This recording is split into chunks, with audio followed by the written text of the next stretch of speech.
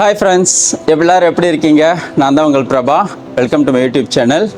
நம்ம இன்றைக்கி என்ன பார்க்க போகிறோன்னா எல்லாருக்குமே தெரியும், வேர்ல்டு வைடாக மெல்பர்னில் எம்சிஜின்னு இருக்குது. மெல்பர்ன் கிரிக்கெட் கிரவுண்ட் இல்லைனா எம்சிசின்னு சொல்லுவாங்க, மெல்பர்ன் கிரிக்கெட் கிளப்னு சொல்லுவாங்க. இதுதான் இன்றைக்கி வரைக்கும் வேர்ல்டில் செகண்டு லார்ஜஸ்ட்டு ஸ்டேடியம் சொல்லுவாங்க.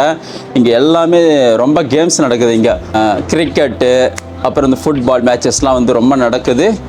இங்கே எல்லா டோர்னமெண்ட்ஸும் நடக்குது. மேக்ஸிமம் நீங்கள் பார்த்த வரைக்கும் நான் பார்த்த வரைக்கும் என்னென்னா லாஸ்ட் இயரும் போயிருக்கிறேன், அது செகண்ட் லாஸ்ட் இயரும் போயிருக்கிறேன். சில மேட்சஸ் நான் பார்த்துருக்கிறேன். இங்கே டெஸ்ட் மேட்சஸ் தான் பார்த்துருக்கேன். பட் ஒன் டே எனக்கு பார்க்க என்னால் பார்க்க முடியல, டிக்கெட்ஸ் கிடைக்கல. ஆனால் டெஸ்ட் மேட்சஸ் பார்த்துருக்குறேன். எல்லாமே செம்மையாக இருக்கும். ரொம்ப நாடு இங்கே ப்ளே பண்ணுறது நான் பார்த்துருக்கேன். ஈவன் இந்தியா கூட இங்கே விளையாடி இருக்கு, அதை நான் பார்த்துருக்கேன். இதை பார்க்குறதுக்கே ரொம்ப மக்கள் ரொம்ப பேர் வருவாங்க. ஈவன் டூரிஸ்ட் வேர்ல்டு வைடாக கூட இது வருவாங்க. இதை பார்க்கறதுக்கு ரொம்ப அமேசிங்காக இருக்கும். நம்ம அதை அது மாதிரி ஒரு மெல்பர்ன் கிரிக்கெட் கிரவுண்டை தான் நம்ம இன்றைக்கி போய் பார்க்க போகிறோம்.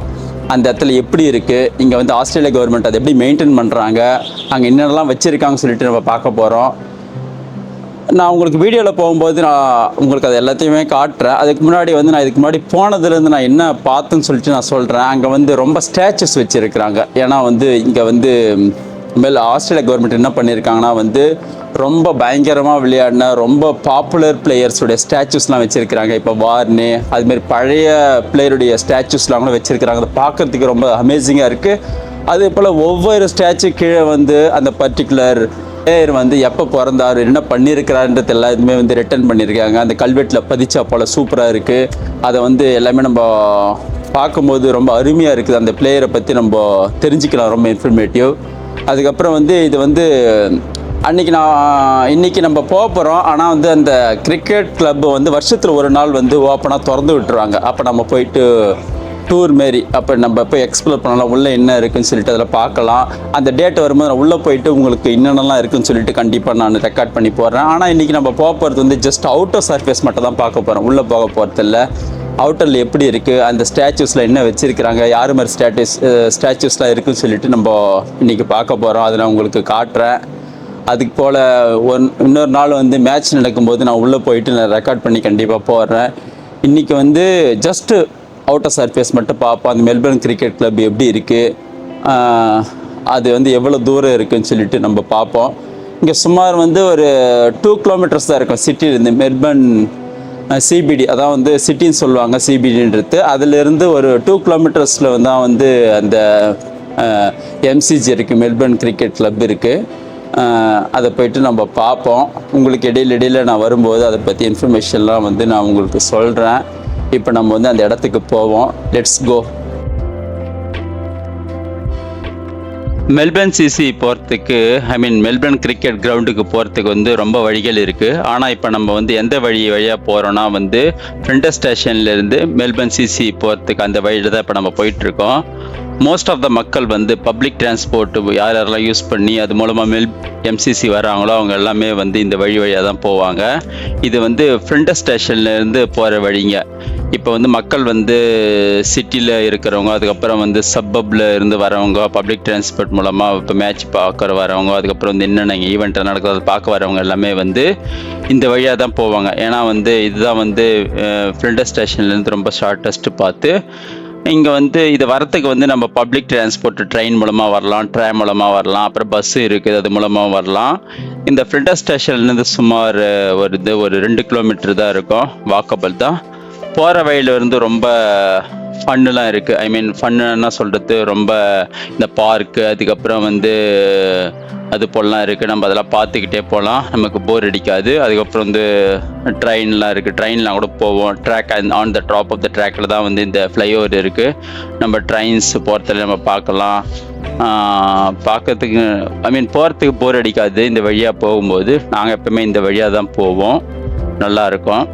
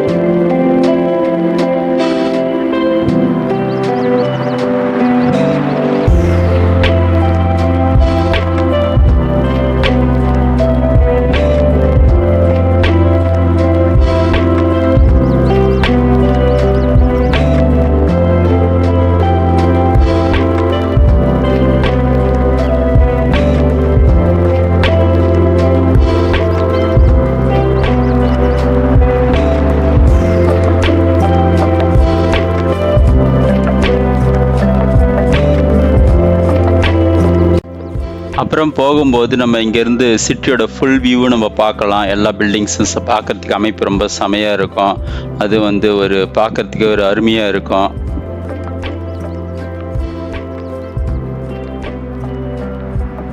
இதுதான் எம்சிசி ஆர் எம்சிஜியோட என்ட்ரன்ஸு. இப்போ ஃப்ரெண்டஸ் ஸ்டேஷன்லேருந்து வந்தால் இந்த வழியாக தான் நம்ம போனோம். இந்த வழியாக தான் என்ட்ரு ஆக முடியும். இப்போ நம்ம வந்து உள்ளே போக போகிறதில்ல. இப்போ நம்ம வெளி அமைப்பை மட்டும் சுற்றி பார்க்க போகிறோம். அப்புறம் வந்து இங்கே ரொம்ப ஸ்டாச்சுஸ்லாம் இருக்குது, அதை பற்றி நம்ம பார்க்க போகிறோம். இப்போ வந்து இது வழியாக தான் வந்து மக்கள் வந்து பெரும்பாலான மக்கள் வந்து என்ட்ரு ஆவாங்க. இந்த ஈவெண்ட்டெல்லாம் நடக்கும்போது இந்த இடம் பார்த்தீங்கன்னா ஃபுல் க்ரௌடாக இருக்கும். மக்கள் வந்து க்யூலலாம் கூட நிற்கிற மாதிரி ஒரு சுச்சுவேஷன் வரும் டிக்கெட் வாங்குறதுக்கு. அந்த இடத்துல அப்போம்போது இந்த இடம் வந்து ரொம்ப க்யூஸ்லாம் வந்து போட்டு க்யூவில் நின்று மக்கள் வந்து டிக்கெட் வாங்கிட்டு இருப்பாங்க. இப்போ இதோடைய ஸ்டாச்சு போய் பார்த்தீங்கன்னா இங்கே பாருங்கள், இந்த ஸ்டாச்சு வந்து ஃபுட்பாலை பற்றி ஒரு இன்ஃபர்மேஷன் வந்து நமக்கு சொல்லுது. இங்கே வந்து மூணு பேர் வந்து இந்த ஸ்டாச்சுவில் வந்து ஒரு பாலை வந்து ஏந்திய போல் இருக்காங்க.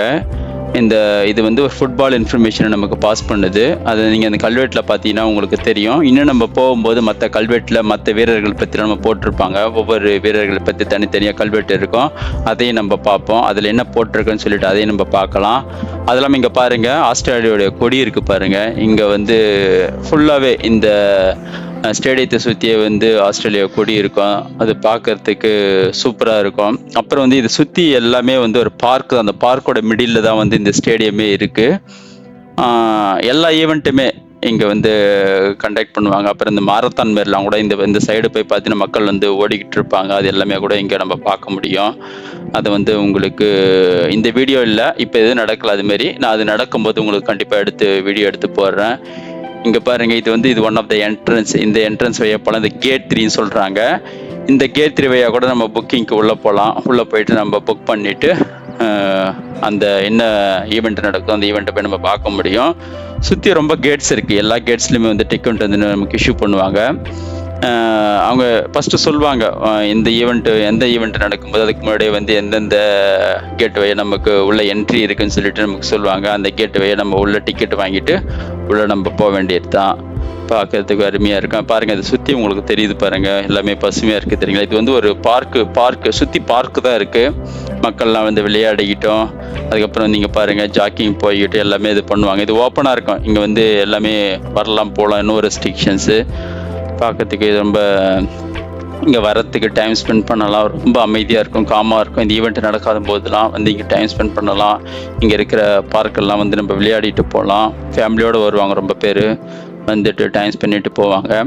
நைட்லாம் வந்து இங்கே ஃபுல்லாக லைட் எரியும். இது எல்லாமே சோலார் லைட். ஆட்டோமேட்டிக்காக வந்து நைட் ஆகும்போது லைட் எரியும். இங்கே டைம் ஸ்பெண்ட் பண்ணுறதுக்கு ரொம்ப அருமையாக இருக்கும்.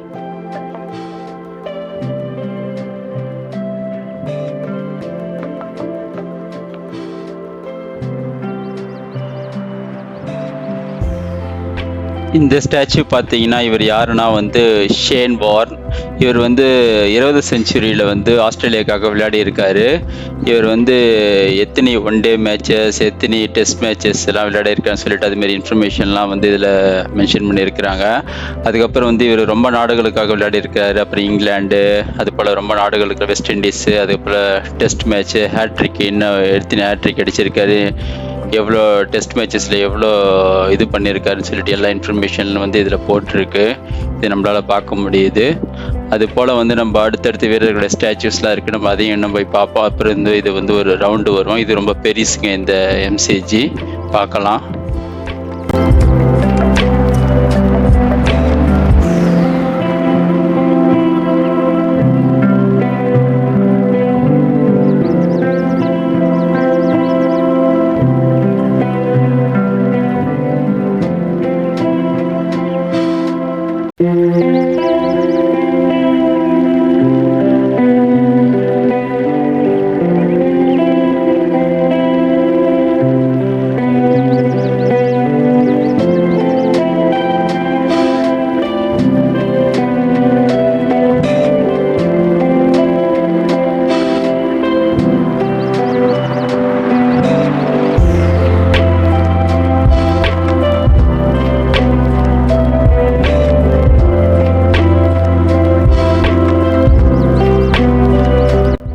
அடுத்து நம்ம ஒரு ஒலிம்பிக் வீராங்கனை பார்க்க போகிறோம். இவங்க பேர் வந்து பெட்டி கத்பர்த்னு சொல்லுவாங்க. இவங்களை வந்து கோல்டன் கேர்ள்னு சொல்கிறாங்க. ஏன்னா இவங்க வந்து 3 முறை வந்து கோல்டு மெடல் வாங்கியிருக்கிறாங்க. 100 மீட்டர், 200 மீட்டர், அப்புறம் வந்து 100 மீட்டர் ரிலேயில் வந்து ஒலிம்பிக்கில் 3 முறை கோல்டு மெடல் வாங்கியிருக்கிறாங்க. அதுக்கப்புறம் வந்து 1964 டோக்கியோவில் நடந்த ஒரு ரன்வேயில் வந்து இவங்க 4th பிளேஸ் வின் பண்ணியிருக்கிறாங்க.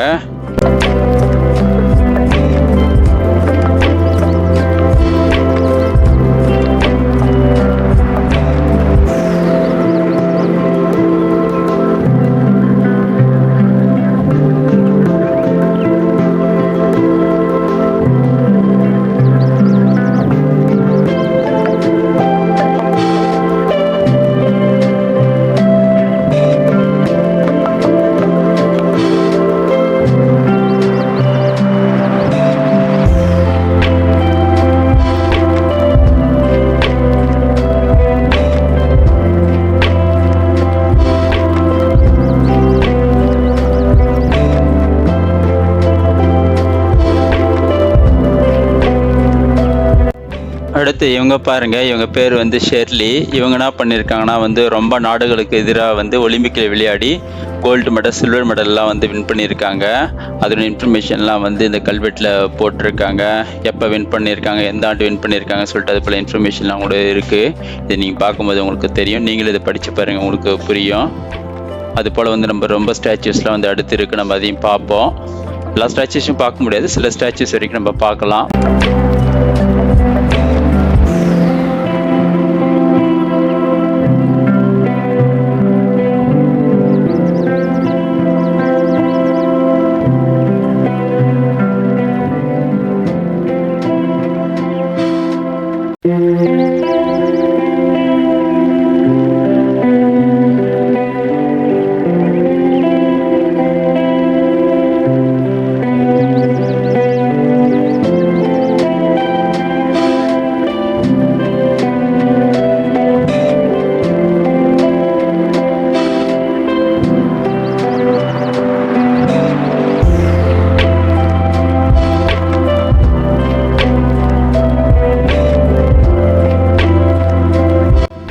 அடுத்த பிளேயரை பாருங்க, இவர் பேர் வந்து ரான். இவர் வந்து ரொம்ப மேட்சஸும் விளையாடி இருக்காரு. இவர் வந்து பொதுவாக வந்து இவர் கோச்சுன்னு சொல்லுவாங்க.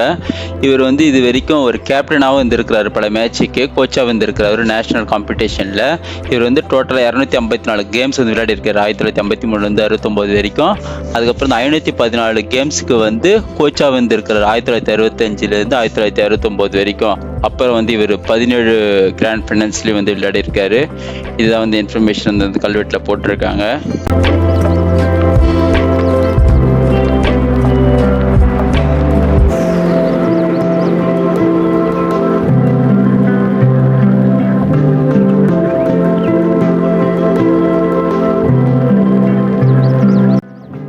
அடுத்து இந்த வீரரை பாருங்க, இவர் பேர் வந்து மேத்யூஸ். இவர் என்ன பண்ணியிருக்காருன்னா வந்து டோட்டலாக வந்து 915 கோல்ஸ் போட்டிருக்காரு. 332 கேமில் வந்து 915 கோல்ஸ் போட்டு சாதனை படைச்சிருக்கிறாரு. அவருடைய இன்ஃபர்மேஷன் வந்து இந்த கல்வெட்டில் நம்மளால் பார்க்க முடியுது.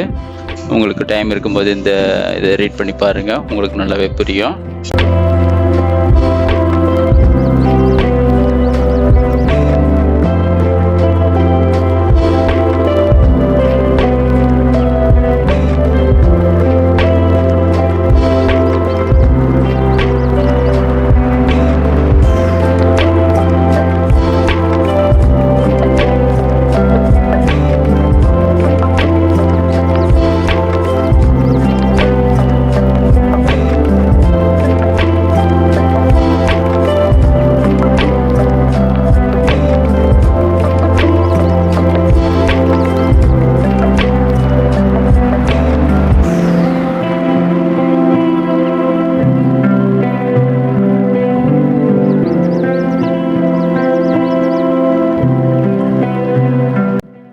அடுத்த வீரர் பாருங்க, இவர் பேர் வந்து டொனால்ட். இவர் வந்து என்ன பண்ணியிருக்கிறாருன்னா வந்து டோட்டலாக வந்து 24 மேட்சுக்கு வந்து கேப்டனாக இருந்திருக்காரு. டோட்டலாக 6996 ரன்ஸ் வந்து அடிச்சிருக்காரு. ஒரு ஆவரேஜ் வந்து 99.94. அப்புறம் வந்து இவர் டோட்டலாக வந்து 117 செஞ்சுரிஸ் வந்து எம்சிஜிலே வந்து அடிச்சிருக்காருன்னு சொல்லிட்டு அந்த இன்ஃபர்மேஷன் வந்து அந்த கல்வெட்டில் போட்டிருக்கு.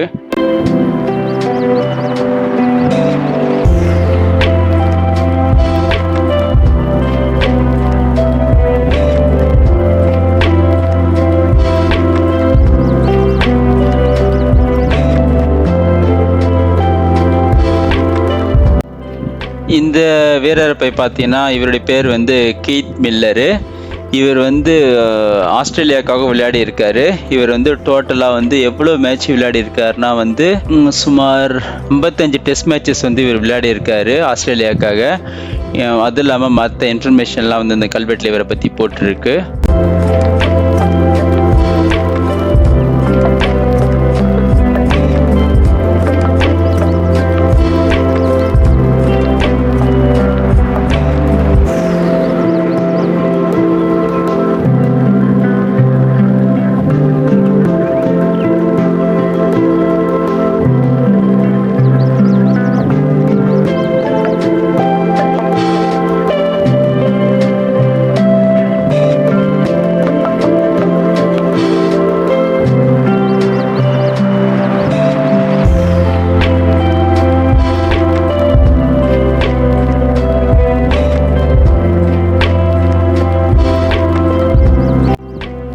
அடுத்த வீரர் நம்ம பார்க்க போகிறோம். இவருடைய பேர் என்னென்னா வந்து ஐடன் பண்டன். இவர் வந்து ஒரு தைரியமான ஒரு ஃபுட்பாலர். அப்புறம் வந்து இவர் எக்ஸ்ட்ரா ஆர்டினரி பெர்ஃபார்மரும் சொல்கிறாங்க. அப்புறம் வந்து இவர் வந்து டோட்டலாக வந்து 119 கேம்ஸ் வந்து விளையாடி இருக்காரு 1931 1937 வரைக்கும். அப்புறம் வந்து 1942 வந்து விக்டோரியா ஸ்டேட்டுக்காக 12 முறை வந்து இவர் பார்ட்டிசிபேட் பண்ணியிருக்காரு. இவர் தான் வந்து ஃபர்ஸ்ட் ட்ரிபிள் ப்ரவுன் லோன் மெடலிஸ்ட்டும் வந்து வாங்கியிருக்கிறாரு ஃபுட்பாலுக்காக அப்படின்னு சொல்லிட்டு இந்த இன்ஃபர்மேஷன் வந்து இதில் போட்டிருக்கு.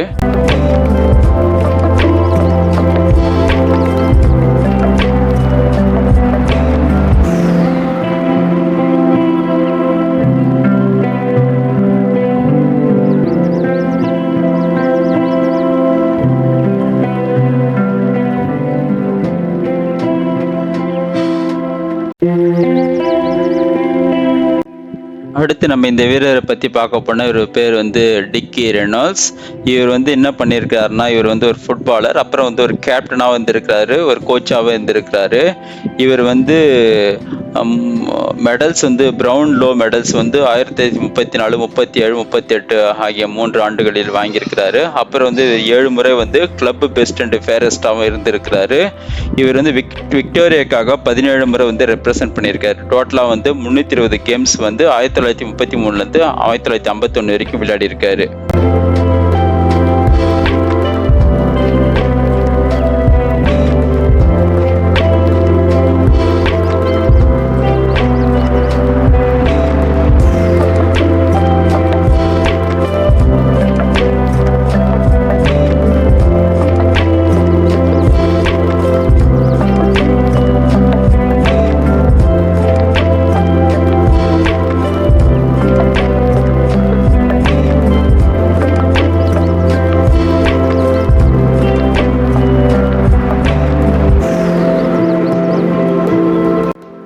இந்த ஸ்டேடியத்தில் பார்த்தீங்கன்னா வந்து அங்கங்கே பலகைகள் வச்சுருப்பாங்க.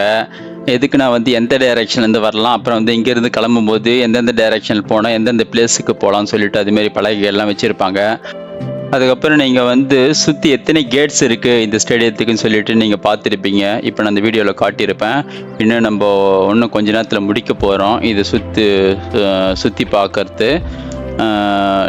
இது வரைக்கும் நீங்கள் கேட்ஸ் வந்து கவுண்ட் பண்ணியிருப்பீங்க எத்தனை கேட்ஸ் இருக்குதுன்னு சொல்லிட்டு.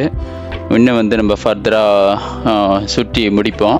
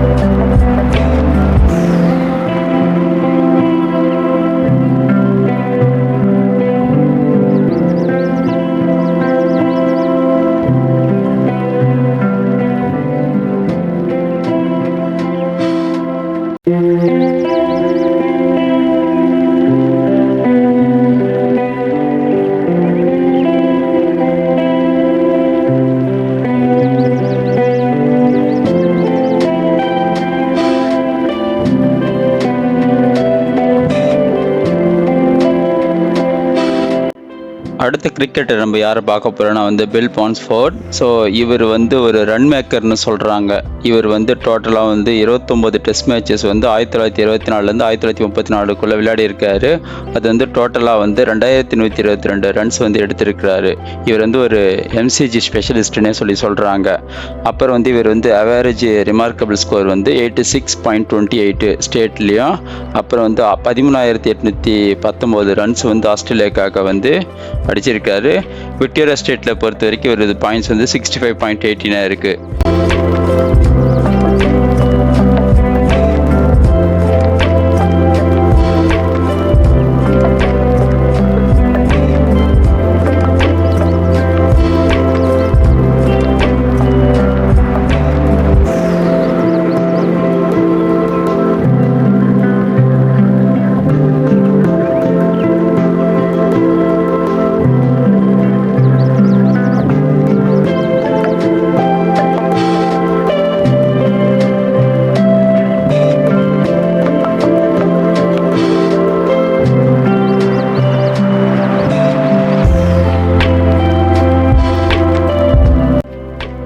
ஸோ இப்போ இவர் இந்த ஸ்டாச்சு வந்து டென்னிஸ்ன்னு சொல்லுவாங்க. இவர் வந்து மிக பழமையான ஃபேமஸான வந்து ஒரு cricket player, Australia cricket player. இவர் வந்து இவருடைய இன்ஃபர்மேஷன் வந்து இந்த கல்வெட்டில் எல்லாமே போட்டிருக்காங்க, நம்மளால் பார்க்க முடியுது. இப்போ நம்ம வந்து சுற்றி பார்த்ததில் வந்து எல்லாருமே ஃபேமஸான கிரிக்கெட் பிளேயர்ஸ், அப்புறம் வந்து ஒலிம்பிக்கில் யாரெல்லாம் வின் பண்ணியிருக்காங்க அவங்களுடைய ஸ்டாச்சுஸ்லாம் வந்து ஆஸ்திரேலியா கவர்மெண்ட் வந்து அதை மெயின்டைன் பண்ணுறாங்க. எம்சிசியில் நம்ம எல்லாமே பார்த்தோம் ஓரளவுக்கு. ஆனால் இப்போ போயிட்டு உள்ளே போய் பார்க்க முடியலனாலும் வந்து கண்டிப்பாக ஒரு நாள் உங்களுக்கு உள்ளே கூட்டிகிட்டு போய் காட்டுறேன். இப்போ வந்து இங்கே அவுட்டர் சர்ஃபேஸ் மட்டும் தான் நம்மளால் பார்க்க முடிஞ்சுது. அதுமாரி எப்பப்போலாம் ஈவெண்ட் நடக்குதோ அப்பயும் வந்து நான் உங்களுக்கு காட்டுறேன். கிரிக்கெட் மேட்சஸ் எல்லாம் நடக்கும், டெஸ்ட் மேட்சஸ்ஸு, அப்போ வந்து கண்டிப்பாக நம்ம பே பண்ணி உள்ளே போக முடியும், அப்பயும் நான் உங்களுக்கு காட்டுறேன். ஹாய் ஃப்ரெண்ட்ஸ், நீங்கள் இதை பார்த்துருப்பீங்க. மெல்பர்ன் கிரிக்கெட் கிளப் எப்படி வந்து அவுட்டர் சர்ஃபேஸில் எப்படி இருக்குன்னு சொல்லிட்டு நான் உங்களுக்கு சுற்றி காட்டுறேன். இந்த வீடியோவில் பார்த்துருப்பீங்க, உங்களுக்கு பிடிச்சிருக்குன்னு நினைக்கிறேன். இது ரொம்ப அமேசிங்காக இருந்தது. இன்னொரு நாள் வந்து நான் கண்டிப்பாக உள்ளே போயிட்டு அதை ரெக்கார்ட் பண்ணி வீடியோ கண்டிப்பாக போடுறேன். உள்ளே எப்படி இருக்குது எல்லாத்தையுமே உங்களுக்கு வீடியோ போடுறேன். அந்த டிக்கெட் ஃபேர் எப்படி இருக்குது. நான் வந்து டெஸ்ட்டு லாஸ்ட் டைம் நான் சொன்னது தெரியுங்களா, டெஸ்ட் மேட்ச்சுக்கு போகும்போது $10 அப்போ வந்து நான் பே பண்ணிவிட்டு போனேன். எங்கள் ஃபேமிலியோடு தான் போனோம். போயிட்டு உள்ளே நல்லா எக்ஸ்ப்ளோர் பண்ணோம், செம்மையாக இருந்தது. நான் உங்களுக்கு வேறு நாள் வந்து நான் கண்டிப்பாக பே பண்ணிவிட்டு உள்ளே போயிட்டு நான் அதை எக்ஸ்ப்ளோர் பண்ணி வீடியோ போடுறேன். அடுத்த வீடியோ ஃப்யூச்சர் வீடியோவில் கண்டிப்பாக இருக்கும், அதை பற்றி போடுறேன். உங்களுக்கு இந்த வீடியோ பிடிச்சிருக்குன்னு நினைக்கிறேன். பிடிச்சிருந்தா சப்ஸ்கிரைப் பண்ணுங்கள், லைக் பண்ணுங்கள், கமெண்ட் பண்ணுங்கள். அப்போ உங்கள் ஃப்ரெண்ட்ஸ் எல்லாருக்கும் ஷேர் பண்ணுங்கள், அவங்களும் சப்ஸ்கிரைப் பண்ண சொல்லுங்கள், எனக்கு ஒரு சப்போர்ட் பண்ணுங்கள். இது போல் வீடியோக்கள், ரொம்ப இனோவேட்டிவ் வீடியோக்கள், இன்ஃபர்மேட்டிவ் வீடியோக்கள் ஆஸ்திரேலியாவை பற்றி நான் கண்டிப்பாக என் சேனலில் போடுறேன். எனக்கு கண்டினியூஸாக சப்போர்ட் பண்ணுங்கள். தேங்க்யூ, பாய்.